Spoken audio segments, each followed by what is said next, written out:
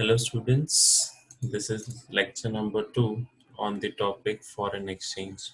In the last lecture, we have studied about the types of foreign exchange rate. I told you there are three types. First is fixed, second was flexible, and last was managed floating.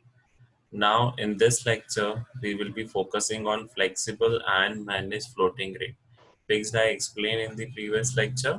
Do listen the previous lecture for the same. Now, first as the word suggests, flexible exchange rate system.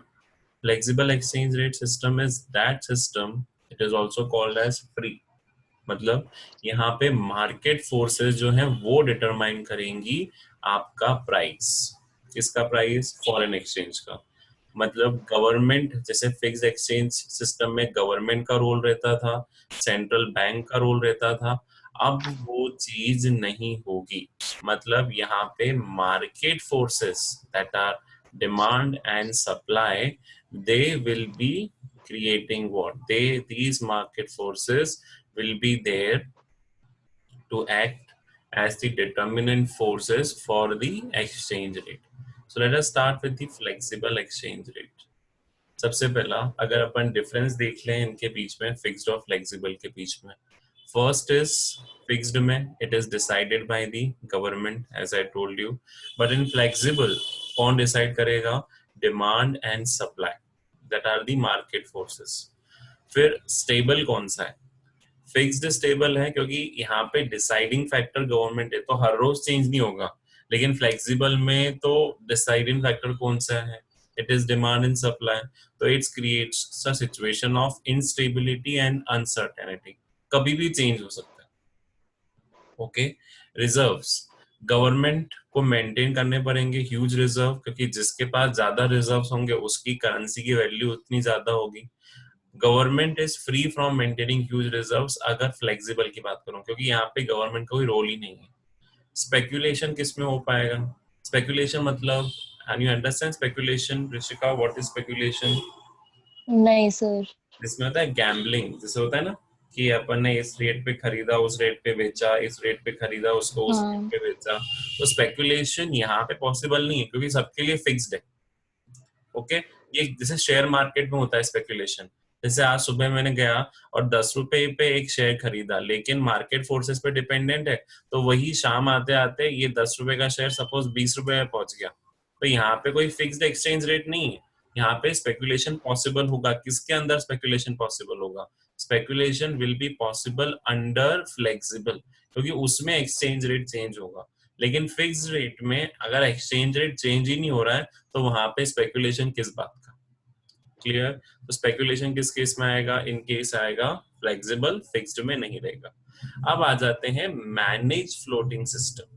Now what is manage floating system? अच्छा, मैं एक चीज बता दूं, flexible exchange rate को मैंने इतना detail में क्यों नहीं पढ़ाया? बिकॉज फ्लेक्सिबल एक्सचेंज रेट इस सेशन में डिलीटेड टॉपिक है। ओके। मैं डिलीटेड टॉपिक की लिस्ट मैंने जैसे आपको भेजी थी, एक बार मैं वापस भेज दूंगा ग्रुप पे। डिलीटेड टॉपिक है फ्लेक्सिबल एक्सचेंज रेट, इसीलिए उस पे हमने डिटेल डिस्कशन नहीं करा। नहीं तो इसके डायग्राम्स बनते हैं, नहीं तो इसकी डिटेलिंग होती है। तो वो फ्लेक्सिबल एक्सचेंज रेट अपन ने इसीलिए आगे उतना नहीं करा। Okay. We have only information कि फ्लेक्सिबल होता क्या, क्योंकि उसमें डिटर्मिनेशन ऑफ रेट भी आता है। तो वो डिटर्मिनेशन ऑफ रेट अभी मैंने एक्सक्लूड कर दिया, बिकॉज फ्लेक्सिबल पूरा ही हट चुका है सीबीएसई में से इस सेशन के लिए। Now coming two is manage floating. Manage floating का मतलब क्या होता है? मैनेज कर रहा है, पर कौन मैनेज कर रहा है? Again it is a mixed system. सबसे पहला, exchange rate in which central bank of a country tries to stabilize the foreign exchange rate by way of planned sell and purchase of foreign currency in international money market। अब देखो, जैसे मैंने बताया था कि India is following which system? India is following manage floating system. मतलब पहले rate decide कौन करेगा? Market forces. मार्केट फोर्सेस ने सपोज आज का रेट डिसाइड करा कि ₹65 $1। अब ये आरबीआई को सही नहीं लगा, बोला कि नहीं, it is not helpful for our country, मुझे इसको 67 पे लेके आना है। सो आरबीआई इंटरफेयर करेगा और उस रेट को 65 से किस पे लेकर आएगा, 67 पे। So this is manage floating. मतलब यहाँ पे दोनों के रोल प्ले हुए। पहले किसने रोल प्ले करा, मार्केट फोर्सेस ने। मार्केट फोर्सेस रेट को लेकर आए 65 पे, वहीं आरबीआई ने रोल प्ले करते हुए उसे 65 पे कैसे लेकर आ गए, 67 पे। So RBI is also involve in getting the rate as well as market forces, इसीलिए इसको बोला जाता है मिक्स्ड फ्लोटिंग सिस्टम ऑल्सो। तो यहाँ पे market as well as government both are involve, that's why it is known as manage floating. अब central bank क्या करता है, central bank allows the foreign exchange rate to fluctuate within upper and lower limit. मतलब RBI ये बोलेगा कि suppose मैंने upper limit बना के रखी थी 65 और मान लो लोअर लिमिट मैंने बना के रखी थी 60। अपन ने स्टैट्स में पढ़ा था अपर लिमिट और लोअर लिमिट। अब अगर इस लिमिट के बाहर जाएंगे तो आरबीआई इंटरफेयर करेगा, अगर इस लिमिट के अंदर है तो आरबीआई इंटरफेयर नहीं करेगा। मान के चल आज जैसे सुबह उठा एक्सचेंज रेट देखा 64 है, तो आरबीआई इंटरफेयर नहीं करेगा। क्यों? क्योंकि आरबीआई की लिमिट क्या है, 60 टू 65 के बीच में अगर रहेगा सो आई विल नॉट इंटरफेयर। पर अगर वही रेट 59 पे पहुंच गया, 59.5 पे पहुंच गया, तो आरबीआई इंटरफेयर करके उसे किस पे लेकर आएगा, 60 पे। वहीं अगर रेट 65 से ऊपर हो गया, टेक फॉर द एग्जांपल 65.1 भी हो गया या 65.2 भी हो गया, तो आरबीआई उसे रिड्यूस करके कैसे लेकर आएगा, 65 पे। क्योंकि उनका जो बैंड बना हुआ है, this is the upper limit and this is the lower limit, उसके अकॉर्डिंग ही चलना पड़ेगा। अगर एक्सचेंज रेट राइज हो जाता है बियॉन्ड द लिमिट, जैसे मैंने बताया 65 से ऊपर गया, तो सेंट्रल बैंक क्या करता है, सप्लाई कर लेता है फॉरेन करेंसी एंड बाय करता है, buy it at the time when the value of foreign currency fall। मतलब अगर 65 के ऊपर गया, 65.1 हुआ, तो सेंट्रल बैंक क्या करेगा, फॉरेन एक्सचेंज सप्लाई बढ़ा देगा। वहीं अगर ये 59 पे पहुंचा या 59.5 पे पहुंचा और उसे 60 पे लेके आना है, तो आरबीआई क्या करेगा, बाइंग स्टार्ट कर लेगा ताकि डिमांड बढ़ जाए, और डिमांड बढ़ेगा तो ऑटोमेटिकली रेट भी बढ़ जाएगा। This is manage floating. Now one more thing, manage floating system is also known as dirty floating system. क्या बोलते हैं मैनेज फ्लोटिंग को, Dirty floating. क्यों बोलते हैं डर्टी फ्लोटिंग? ठीक, इसमें सबसे पहला चलो अगर अपन बोलें तो मार्केट फोर्स ने डिसाइड कर लिया था रेट। किसने डिसाइड करा था पहले rate, market force. Market force. अगर मार्केट फोर्सेस ने रेट पहले से ही डिसाइड कर लिया, तो why central government is involving, या आरबीआई क्यों इन्वॉल्व हो रहा है, वो अपना डर्टी गेम फुलफिल करने के लिए, फॉर देयर ओन पर्पसेस, कि भैया हमारी करेंसी की वैल्यू ज्यादा डाउन नहीं हो, इसीलिए they are doing a dirty floating game here. That's why manage floating is also known as dirty floating. Okay, जैसे यहाँ पे थी मैनेज फ्लोटिंग की, यहाँ पे अपर लिमिट और लोअर लिमिट क्या सेट करी आरबीआई ने, कि 70 से 60 के बीच में होना चाहिए। If current rate fluctuates between upper and lower limit, तो यहाँ पे सपोज 68 आया तो आरबीआई इंटरफेयर नहीं करेगा, 63 आया आरबीआई इंटरफेयर नहीं करेगा। क्यों? क्योंकि ये उनकी लिमिट के अकॉर्डिंग है। पर वहीं अगर आरबीआई को लगा कि अब इंटरवेंशन की जरूरत है, 75 ऊपर चला गया, तो आरबीआई क्या करेगा, central bank supplies the foreign currency to bring the exchange rate down. वो सप्लाई बढ़ा देगा और उससे रेट क्या हो जाएगा, कम हो जाएगा। जैसे एक्सेस सप्लाई मार्केट में आता है तो रेट कम हो जाता है, तो 75 से 70 पे लेकर आ जाएगा।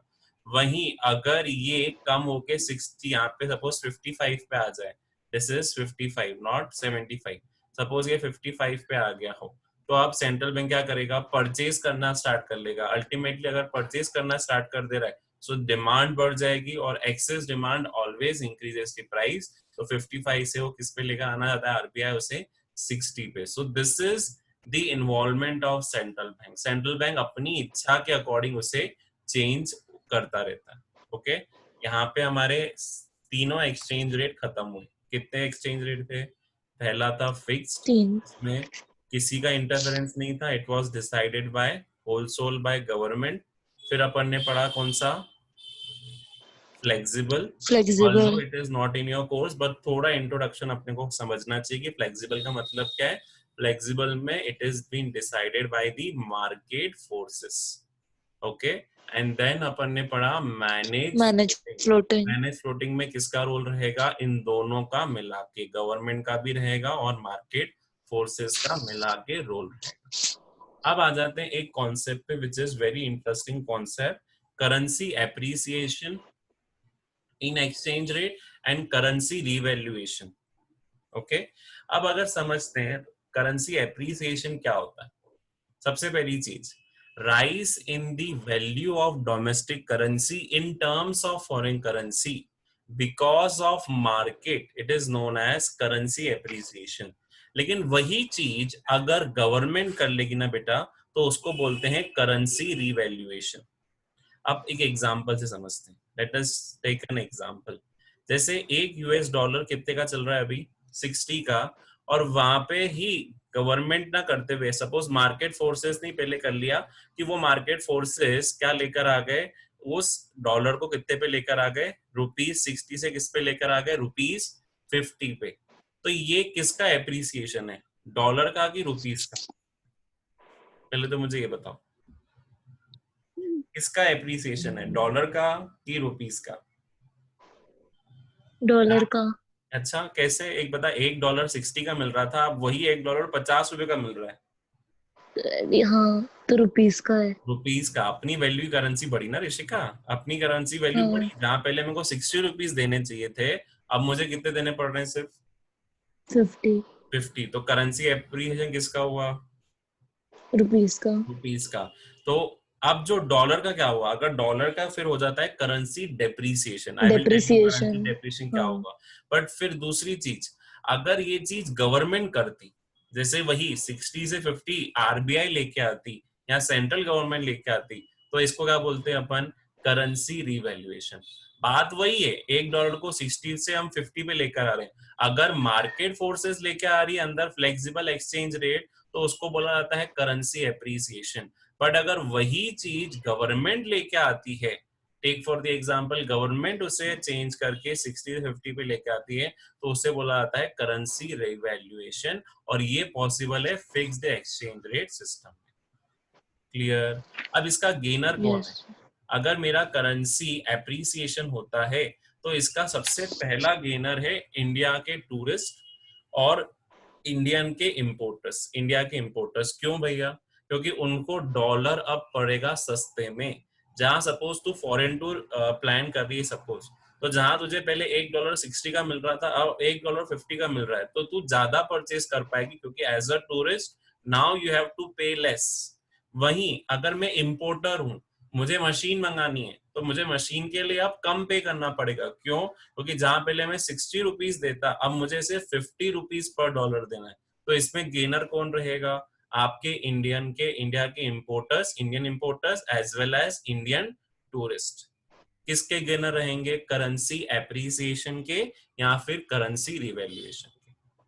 Clear? Yes sir. Okay. Practically apply पे देखो कि अगर किसी भी हम फॉरेन टूर पे जाएंगे, तो मेरे लिए तो फायदेमंद ही रहेगा ना कि अब मुझे ₹60 ना देते हुए कितने देने पड़ेंगे? ₹50 पर डॉलर. 50. अब आ जाते हैं difference between appreciation and revaluation. Okay, simple difference है. सबसे पहला difference, when the value of domestic currency rises because of market forces.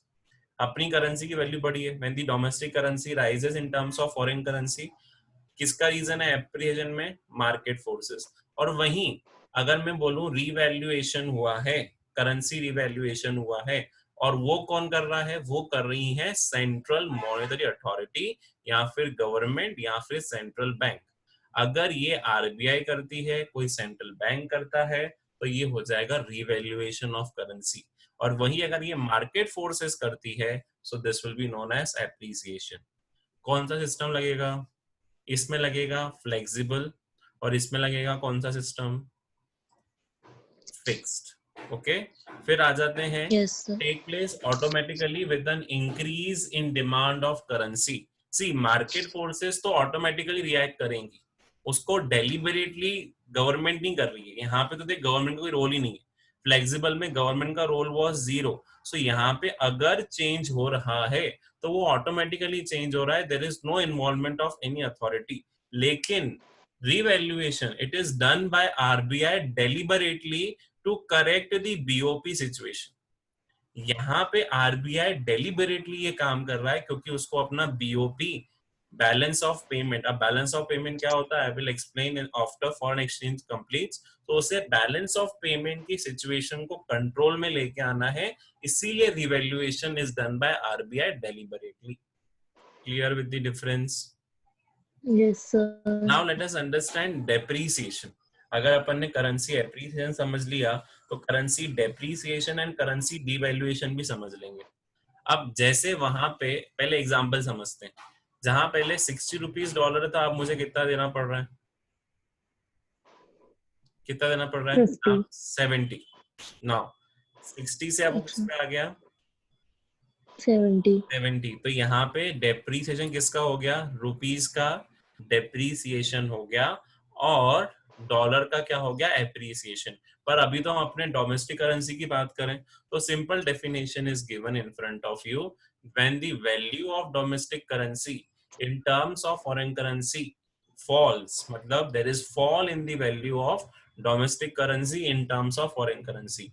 क्यों फॉल हो रही है? क्योंकि जहां पहले मुझे 60 रुपीज देने थे, अब मुझे 70 रुपीज देने पड़ रहे हैं, मतलब डॉलर महंगा हो गया। तो डॉलर की तो वैल्यू बढ़ गई, रुपीस की वैल्यू क्या हो गई? कम। Fall. फॉल हो गई। So here when there is fall in the value of domestic currency, this will be known as currency depreciation of domestic currency. पर अगर ये मार्केट फोर्सेस करेंगी तो इसे बोला जाएगा करेंसी डेप्रिसिएशन। पर वहीं अगर इसे गवर्नमेंट करती है तो वो क्या बोला जाएगा बेटा? करेंसी। डिवैल्यूएशन. जैसे रिवैल्यूएशन वहां पे गवर्नमेंट कर रही थी, तो यहाँ पे डिवैल्यूएशन भी क्या करेगी? गवर्नमेंट। वहां पे एप्रिसिएशन मार्केट फोर्सेस कर रही थी, तो डेप्रिसिएशन भी हाँ, depreciation. Market forces. So this is the only fundamental here कि एप्रिसिएशन एंड डेप्रिसिएशन के जो कॉन्सेप्ट्स हैं वो सिंपल है। Depreciation is done in the flexible exchange rate by the market forces, and devaluation is done by the government deliberately under fixed exchange rate system. अब इसमें loser कौन बनेगा?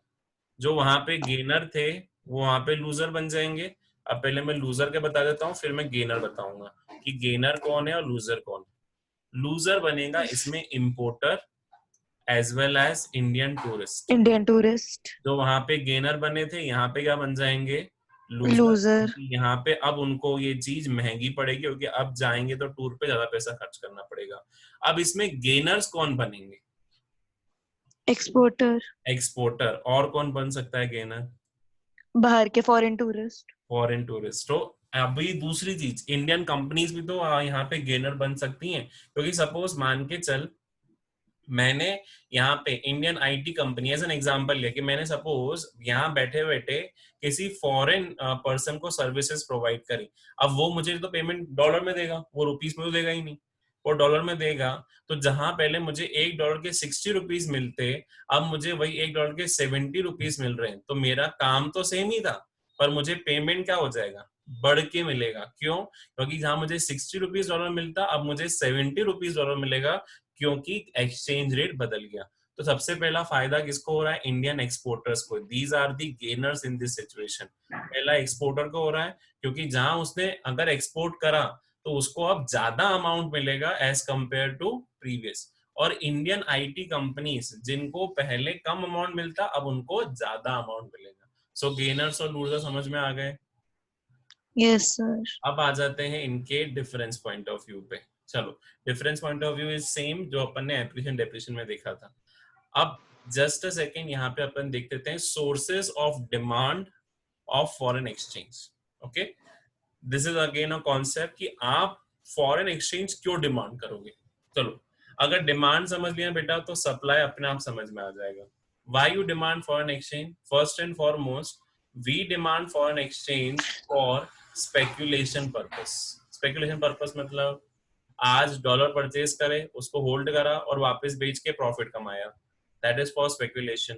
दूसरा, पोर्टफोलियो इन्वेस्टमेंट, मुझे बाहर की कंपनीज में इन्वेस्ट करना है तो उसके लिए मुझे डॉलर्स चाहिए। Third, interest rate on foreign bonds, मुझे बाहर की गवर्नमेंट के फॉरेन बॉन्ड्स खरीदने हैं तो मुझे पैसा चाहिए। कंज्यूमर इनकम इन इंडिया, अगर कंज्यूमर इनकम इंडिया की बढ़ जाती है तो ultimately they try to expend this consumer income outside India. फिर दूसरा, expected foreign direct investment by India abroad, जो एफडीआई कर रहे हैं, सिंपल, जो आपके इंडियन इन्वेस्टर्स हैं जो बाहर पैसा अपना इन्वेस्ट कर रहे हैं, तो उनको भी तो किसमें चाहिए, again they need foreign currency. तो सिंपल यहाँ पे कॉन्सेप्ट बेटा अपने को समझना है that what are the sources, कहाँ से हम सोर्सेस डिमांड कर रहे हैं फॉरेन एक्सचेंज के। पहला आ गया आपका speculative purpose. What is speculation purpose, बताया था कि आज मैंने परचेज कर लिया और परचेज करने के बाद उसे रीसेल कर रहा हूँ। जैसे लिखा है, if Indian investor believe that US dollar is going to increase in value relative to rupee, they will hold US dollar and then they start buying it and the demand of foreign currency increases। मुझे लग रहा है कि आज अगर एक dollar 60 का है पर कल यही डॉलर 60 से 70 का होने वाला है, तो अभी परचेज कर लेता हूँ 60 में और कल इसको बेच दूंगा 70 में। तो अब जब हम स्पेकुलेशन के लिए परचेज कर रहे हैं तो हमारी डिमांड क्या हो जाएगी, बढ़ जाएगी।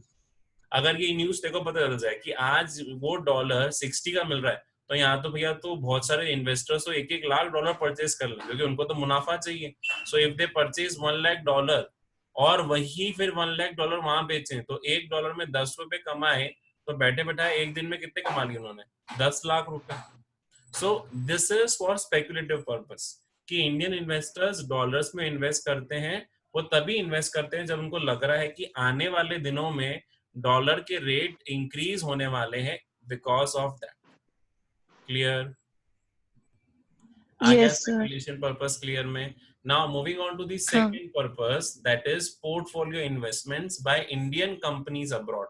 सी, अगर फॉरेन कंपनीज इंडिया में इन्वेस्ट करती हैं, जैसे बहुत सारी फॉरेन कंपनीज इंडिया में इन्वेस्ट करती हैं, एमएनसीज इंडिया में इन्वेस्ट करती हैं, तो क्या इंडिया की कंपनी बाहर इन्वेस्ट नहीं करेगी क्या?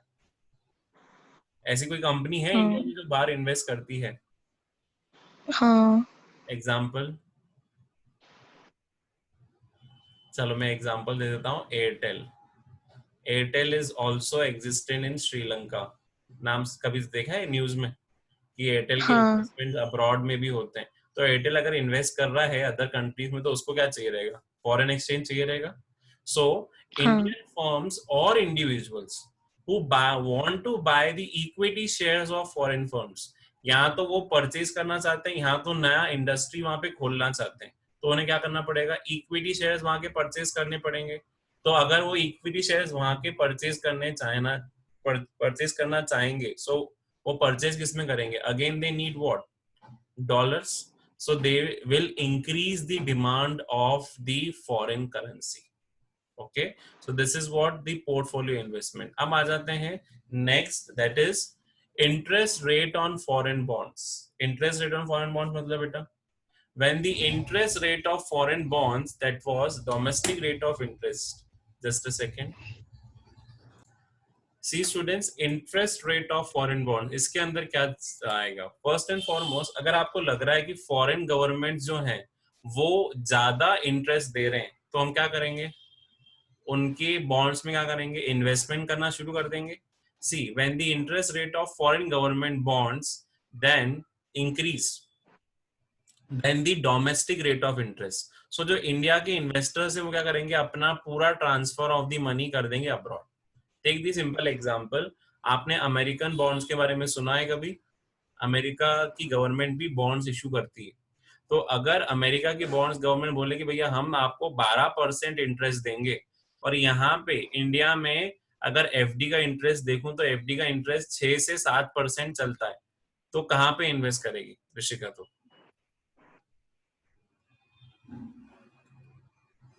Where you will invest, FD में से।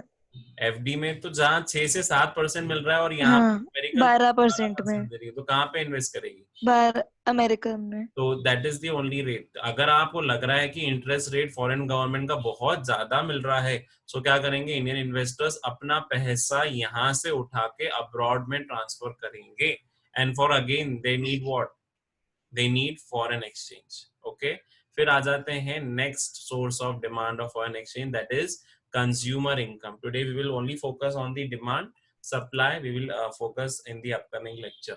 Now consumer income in India, मान के चल अगर अपने को लग रहा है कि कंज्यूमर इनकम इंडिया के पर्सन्स की इंक्रीज हो रही है, तो वो क्या करेंगे, they will be start purchasing more imported goods from the foreign.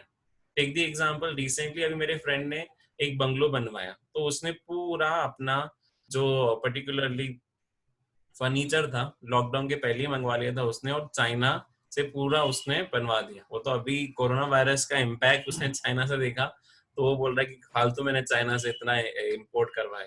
So what it is, अगर सामने वाले की इनकम इंक्रीज हो रही है तो वो क्या करेगा, अपनी इनकम इंक्रीज से वो इम्पोर्टेड गुड्स मंगाना शुरू कर देगा. क्यों, because they are giving a world class quality. He was getting, when I went visited his house, world class quality furniture was being provided by that China company. तो यहाँ पे क्या हो रहा है, अगर आपकी इनकम इंक्रीज हो रही है तो आप क्या कर रहे हो, more imported goods you will start purchasing, getting. Yes sir. ठीक है, तो अगेन अगर इम्पोर्टेड गुड्स मंगाना है तो डिमांड क्या हो जाएगी, बढ़ जाएगी. Last, today's last slide, that is expected foreign direct investments by India abroad.